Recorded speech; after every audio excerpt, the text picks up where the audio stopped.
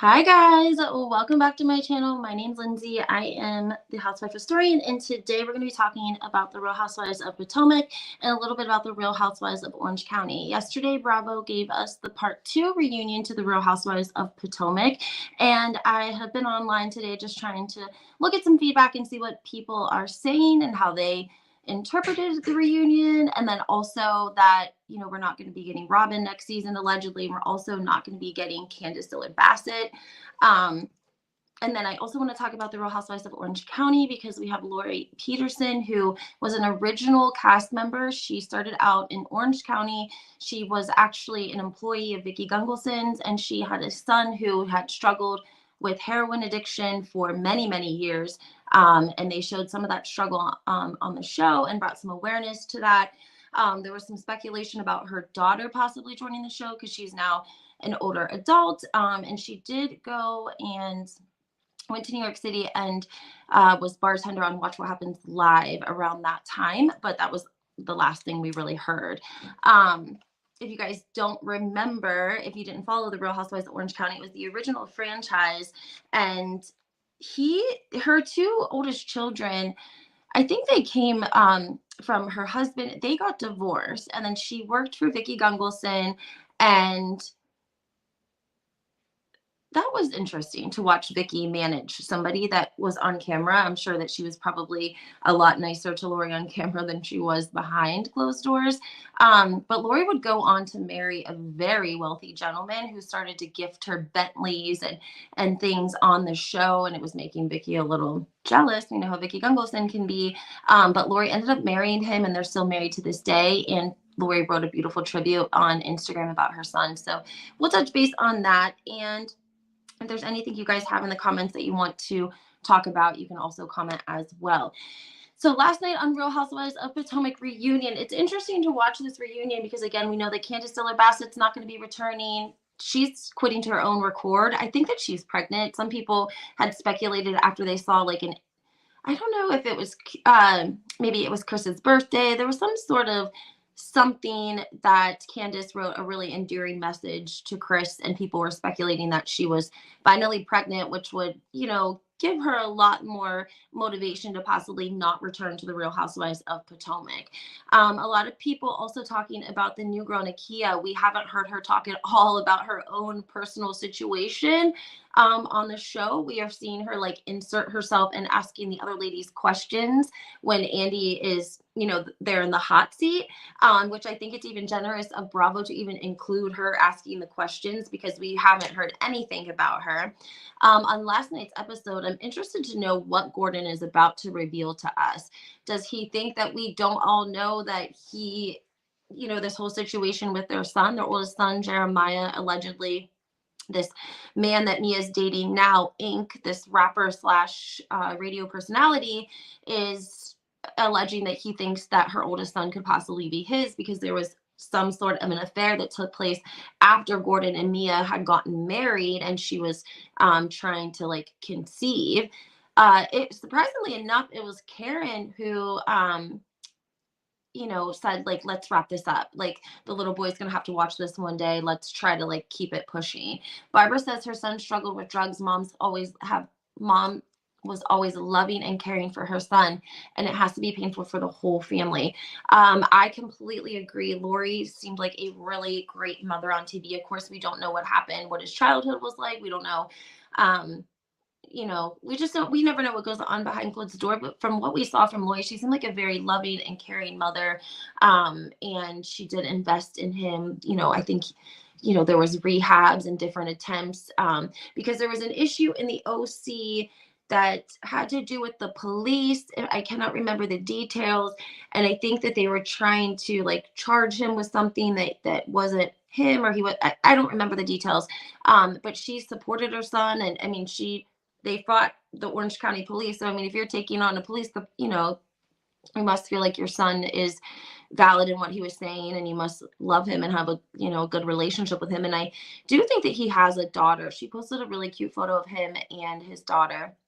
And this is again Laurie Peterson, original Real Housewives of Orange County. Her son, who was 35, who was found in Orange County, passed away Sunday, Easter morning. So I'm sure that was very, very tragic. Um, Seems to be a lot of the housewives are rallying around her. When I went onto her Instagram, I noticed comments from a lot of the housewives, even um, some of the older housewives that haven't been around that were on the show when she was on there, like Joe, who dated, um, Slade. She dated Slade. She commented. And then there was Gina. She commented on there as well. So I thought that was nice that they were at least trying to rally around Laurie and show her some love and support. We also routing back to the Real Housewives of Potomac, knowing that Candace Dillard Bassett's not going to be returning, watching the reunion, I think kind of, uh, I don't know, there were just different times during the reunion. I felt like I could see it was written on Candace's face. At one point, Giselle says something to Candace and she says, "Oh, don't worry, I'm out, I'm done." And it seems apparent now that maybe she knew she was quitting before she even did the reunion. And I don't know what it is about these reunions that pushes some of these women in Potomac over the edge, because Monique Samuels, who was probably feeling lucky and gracious that Potomac was even going to bring her back after, and not saying that that should have been the case. That just was the case. There was a lot of heat around Candace and Monique's fight, and they were going to bring Monique and her husband back, and they were going to accept the invitation to return back to the Real Housewives of Potomac until the reunion taped and aired, and then they pulled out. So I don't know. There's something that goes on. When Wendy told Giselle that she was, congratulated Giselle on her daughters and the whole college situation, production said they didn't have any footage of it. To me, it felt like they answered Andy too quickly. Like, how do you that was an awful quick answer. So I found that to be a little bit strange. And even Wendy's reaction seemed a little bit strange to me. Somebody else brought up a great point that last year when Robin Dixon held a family fun day, she excluded Wendy's kids. And so it's kind of very, kind of takes a little bit of audacity to say, don't make faces when I'm talking about my kids. Let's not make it about the kids. But last season, you're having a whole field day with all of the children whose parents are on the Real Housewives of Potomac. One thing that we've learned about the children from other reality shows is that it kind of brings camaraderie amongst them, because not everyone can say they've been on a reality show. They know what it's like taping a reality show. And these kids sort of have something in common with one another that they don't have with anyone else. And so it's always nice to bring them together. And in that case, Robin purposely excluded Wendy. Robin also came at Chris Bassett during the reunion, which got a lot of people heated and had them sort of teen off on the different outlets over the fact that Juan Dixon did not attend the reunion. He did not come take any heat for his part in these situations and rumors and accusations of other women and nail salons and all this craziness. And then Robin in return goes after Chris Bassett at the reunion. It just seems a little rich to me. Giselle, I wasn't feeling her attitude either. It's very sad about her dad, and Candace crying about that, I think is just, sometimes I think it's a normal reaction if you can empathize with someone in a situation and it's sad, and she's talking about her dad dying, and this, Candace has compassion. Why would that make you mad? I just didn't understand a lot. I just didn't understand that. I saw a Reddit thread about Mia as well, in this man who's returning from her past. There were allegations that he used to be like he used to, be about that life. Like, he used to hustle. That's a rounded term. And that Mia used to like to party and get down back in the day, and that's sort of what they used to do together. And now, and then since back then they had broken up and had went their separate ways, but allegedly that's the story. It could just be someone being hateful, but Mia did produce a picture of her in ink in like a car that shows them going to prom or something along those lines. What do you guys think about Mia sitting first chair? Did you feel like she gave us a performance that deserved first chair? Because a lot of people stated they would have been a lot more invested in Mia and the Real Housewives of Potomac this year if we would have seen a little bit more of the troubles of what was going on behind the scenes with Gordon and Mia, because we didn't really get to see much of that until the end. and then what we did see seemed a little bit intense. We had Mia this year telling us that she had gotten an inheritance. Like, we're very confused because we've met your mother, and you tell us these stories, and I mean, she told us she was with Jacqueline for a lot of her childhood, and Jacqueline's mother and Jacqueline's family. We didn't hear about grandparents. Did we hear one story about any grandparents? And yet they left her a significant amount of money, more money than Gordon had. I don't know. Sometimes Mia's stories, I want to like have somebody fact check them. Like, they need a fact checker in the room, because some of it just seems a little bit off to me, and I cannot be the only one that thinks that. Um, I mean, kudos to Gordon for showing up. Maybe he's getting a paycheck. It used to be back in the day that the husbands were, I don't want to say part of the contract, but kind of sort of part of the contract, and they were obligated to film sometimes with the ladies. And I don't know if that included like the reunion performance or how it used to be, but now I figure they probably just pay everyone individually, because if Robin and Juan are married and they're, saying Juan's obligated to film a couple of scenes with her, what happens with the reunion? How do you pay her more? On what scale? But it is crazy to think that you have Giselle and Robin and Nakia and Mia and Wendy and Candace, and everyone has like a man showing up, a husband, except for Giselle and Robin. Hi, Barbara. Thank you so much for stopping in today. We're talking about the Real Housewives of Potomac, touching base a little bit on the Real Housewives of Orange County and the loss of Laurie Peterson's son at 35 to a overdose. So there's that. And then on the word on the curb is there's some not so nice things going around.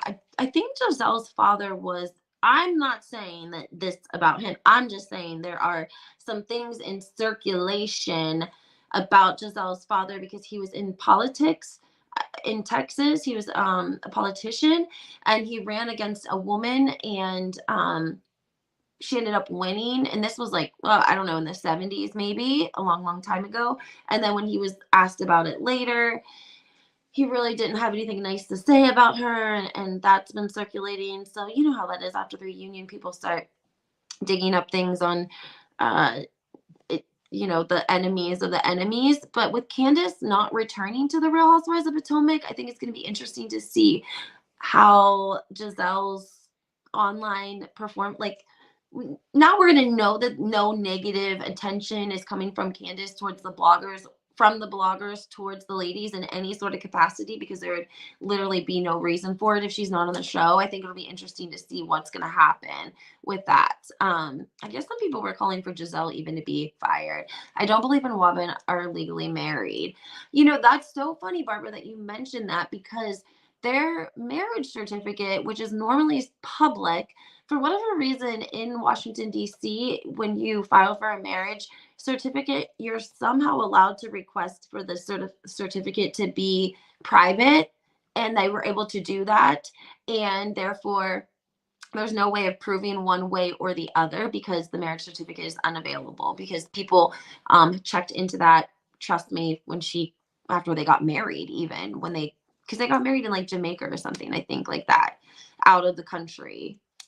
Or was it the Bahamas? Because if they're in the Bahamas, that's like an extension of the country. So I'm not sure how that exactly works. Let me see. Did you guys hear Carlos King call Juan the most disrespectful husband on television? He definitely, why would they make it private? That's why I don't believe that. I don't know. Private's not the exact verbiage.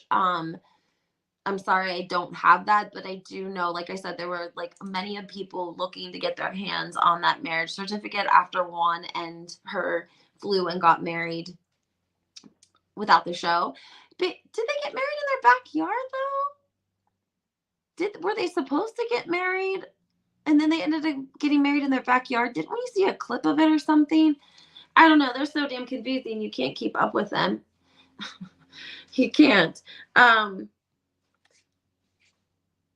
Yeah, so Carlos King is feeling very activated on the subject of Juan Dixon and Robin Dixon and everything that's transpired, because we have to remember that when this all was happening, instead of Robin speaking on it, she went behind the scenes and put it behind a paywall. So when Candace says when the paywall information came out and a light came on, it made sense to her what was happening. So you guys have to remember, Robin wasn't talking about this, getting it cleared up to the public or to viewers after it happened or after this woman came out or after any of this stuff was happening. She was going behind a paywall behind her and Giselle's Patreon and dropping everything, right? So viewers felt even more disrespected by the fact that not only were you hiding all of this while you were filming, now instead of giving everyone a reasonable explanation or whatever it is, the explanation that you guys have come up with, you're going to go behind a paywall and make viewers, you're double dipping. Bravo already paid you to film your life the last 8 months when all of this was transpiring, and you chose not to include any of it. And instead, you're going to put it behind a paywall. I don't think these Bravo celebrities should be allowed to be having these Patreons and paywall accounts while they are employed as a housewife. You're double dipping. Bravo makes you sign your life away in those contracts, right? I mean, they can show whatever they want. They can clip your words if they want to. You're signing it all away, and you very damn well know that. So to come on off season and give information about what happened the season before behind a paywall, it should be unacceptable. It should just be unacceptable. You've already gotten paid for your time on the show. You shouldn't be behind a paywall, breaking the fourth wall, in my opinion. Barbara says, I have nothing good to say about Carlos after he did the interview with 8.5. Carlos looks like a sneak to me, and I was side-eyeing him ever since. I did not watch the whole entire interview with Anne Marie. I'm assuming Barbara's referring to Anne Marie 8.5. I did watch some of it, and I was surprised at Anne Marie. And when I looked at her Twitter, there was a lot of comments about like her husband and these allegations, and I was like, maybe this is why Bravo didn't bring her back. Maybe it doesn't have anything to do with her, and it really is more so the husband, because you can't have Bravo, the following is a lot of women. I mean, I'm going to say 75% of Bravo's housewives followers are women, and you can't have a woman audience and then have allegations against one of the husbands by women, because it just doesn't work well. And I think instead of investing more time into her, they just let her go and cut her loose. And Barbara says it was definitely the husband. I've been saying that. Yeah, I think so too. I think Anne Marie probably would have came back. I think she probably would have, not have been a bad choice, and we might have got a couple of good years out of her. But the husband, with the allegations, not only the homophobic allegations, but the other allegations from a woman, you can't just breeze past that. And when I looked at Anne Marie's comments on her Twitter, it seemed like a lot of the comments were about her husband. And I'm just thinking that Bravo probably, they probably put out questionnaires and go on and read comments and try to get a feel for how they feel the public's feeling about, characters or house Bravo celebrities. And in that case, even though, because we've heard producers say they invest so much into a housewife for first season, they don't like to cut them loose, which makes me feel like even more so that's why. But they never should have brought her on, because the accusations were there before they brought her on. So it just comes back to Bravo about who is vetting the people. Like, I've always said that. I said that since Salt Lake City, since what's her name was caught with those racist memes on her Facebook. Jenny. Yes, Jenny. After that happened, I said, my gosh, are they vetting who's doing the vetting around here? Like, what the hell?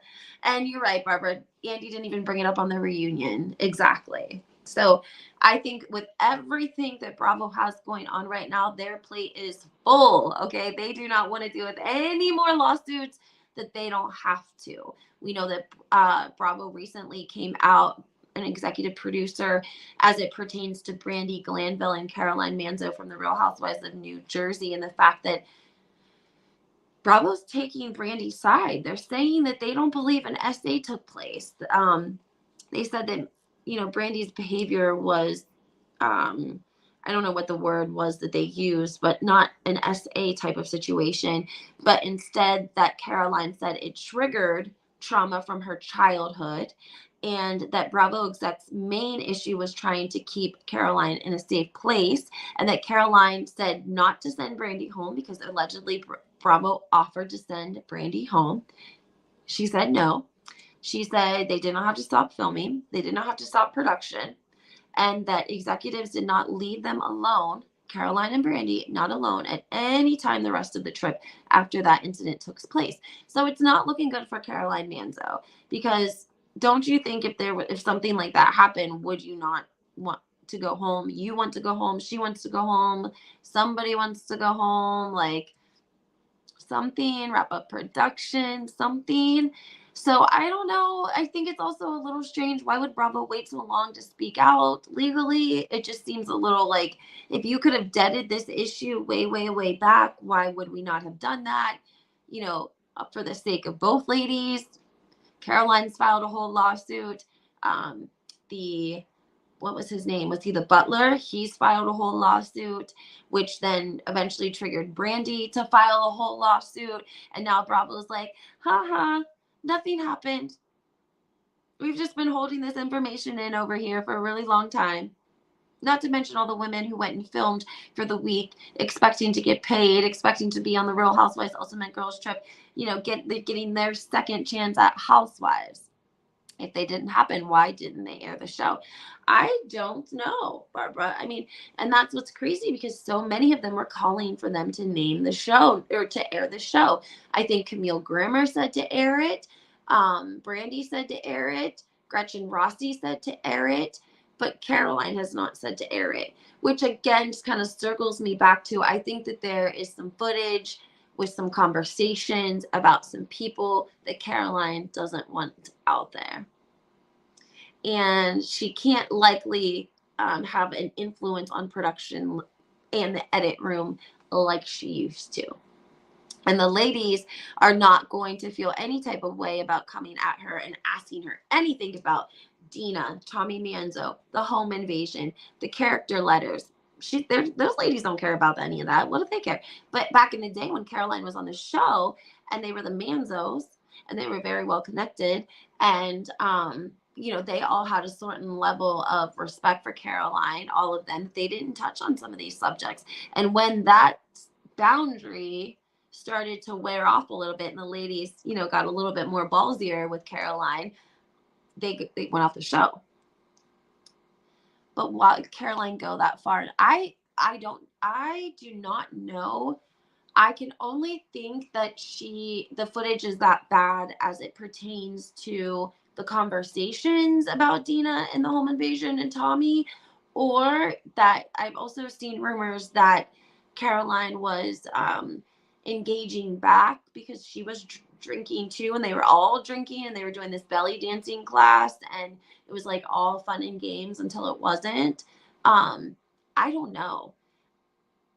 I think that Caroline had wanted to get back into the biz, but she just didn't know. She wanted as much money as Teresa Giudice. She was taking phone calls with Andy Cohen. We know that he wrote that in his book. She told him that Teresa made her feel very activated, that she was going to be able to come back to the show and do something that nobody else could do. But Bravo simply didn't want to pay her what they were paying Teresa, because even though they had started at the same time, you know, obviously Bravo didn't, you know, feel like she had earned the same, you know, right to earn that much money right off rip.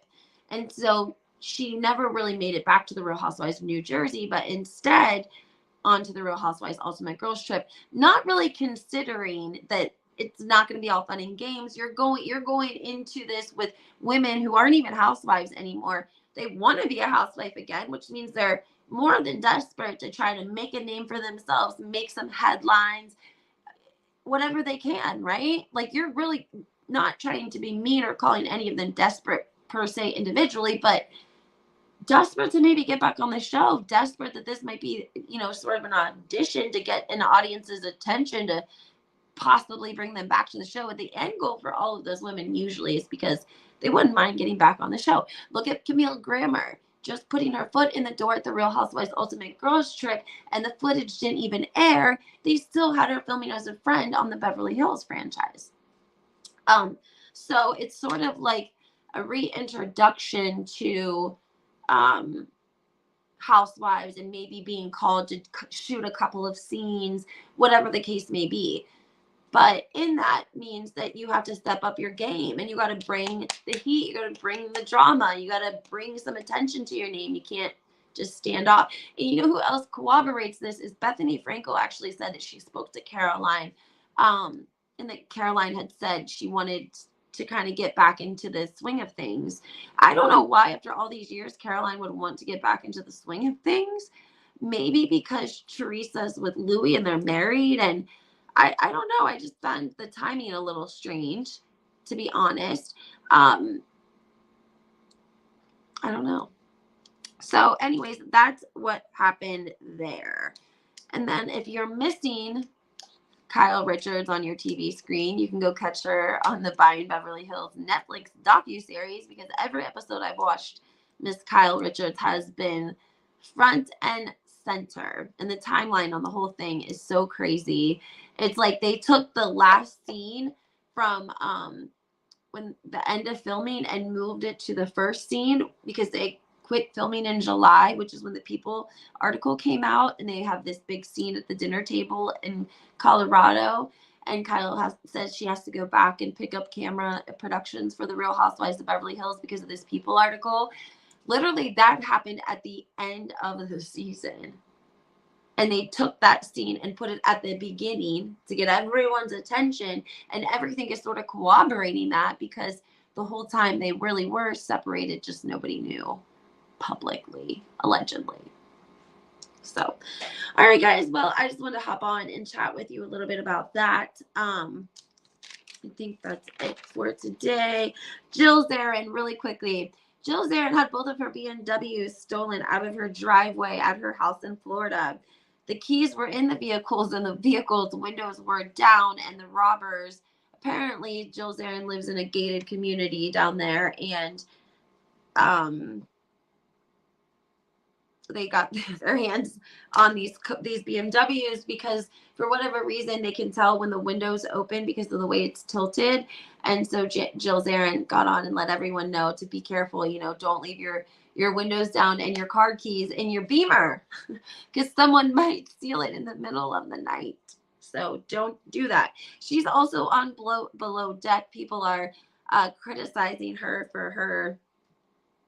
She's a little rough. She tells them that they need to stock the whole place, that the bathroom should be stocked with shampoos and conditioners and toothpaste and Tums. And she tells the chef that he needs to get like a doorbell button, like under some, the counter somewhere, so they can tap it when they need something. And, then they go to the confessionals of the people working on Below Deck going, oh my gosh, like we can't take her. It's terrible. She's terrible.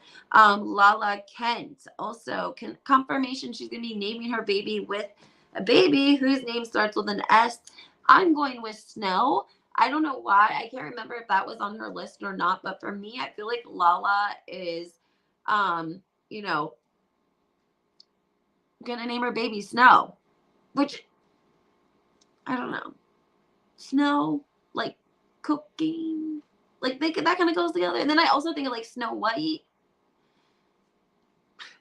Barbara said criticizing her, they're ripping her apart. Are they ripping her apart? Oh, Jill. I think she's at, is it because she's at Trump's place? Is that why, I wonder? I know a lot of the housewives are down there. And is it Mark? I can't think it. I cannot think of the name. I can think of the last of it. It's not Key Largo. It's Mar-Lago. Wherever it is, it's rich. And it's down there in Florida. And I know I just saw pictures of Ziggy and Trump and Melania. And it took me back to like a scene of Ziggy. I don't know if it was on her Instagram or what it was, but she was like yelling. And I'm neither Republican nor Democrat. And I'm not saying that I love or hate, neither. But she was on the balcony screaming, "That's my president! That's my president! That's my president!" He's like, Then she got a plate of food and went over to sit by him and was like pointing to, as she was like, she was like, that's my president. That's my president. He's my president. That's my president. Ziggy. No, poor little kid's gonna give. I know. I mean, Ocean, I feel like it's a cute name. Like, you can take that either way, but I don't know about Snow. And she's doing her podcast, and she's not doing herself any favors either, because she had some valid points when it came to Ariana and like the whole living situation. I'm going to vouch for Lala, because I vividly remember last year there was a content creator that came out with a video that was like, Ariana shouldn't have to be within 8 feet of Tom Sandoval when they film, because he's such a piece of crap. Sorry, I was just checking to see what time it was. He's such a piece of crap, and yada, yada, yada. And I'm like, whoa, they're still living together. Like, because there was so much hate for Tom Sandoval online, and Ariana, like, hated him, which everyone understood. But we didn't understand the housing. And her first thing she did was she went online and she commented on somebody, I don't know if it was like content creators or who it was, that the reason she hadn't moved out yet because she had a dog and an elderly cat, and they had been through enough, and yada, yada, yada. Then it came out, it was about the attorney. Then it came out that, Tom and her had to work out the stipulations on the sale of the home or buying each other out. And like, everyone's point was sort of just, if you are a boss bitch and you are getting all these other deals going on, surely you can afford an apartment somewhere, be a roommate with somebody, something along those lines, if you were that angry at Tom. You know what I mean? Like, if you're not that angry at him and you can still live with him, coincide together, then we can't all hate him enough that we're never going to speak to him again. Like, you speak to him every night you go home to him. So she has since bought a new home, and I think all of that sort of sorted away. But Lala went on the Heather McDonald podcast and was talking about it, which Heather McDonald backed Lala up.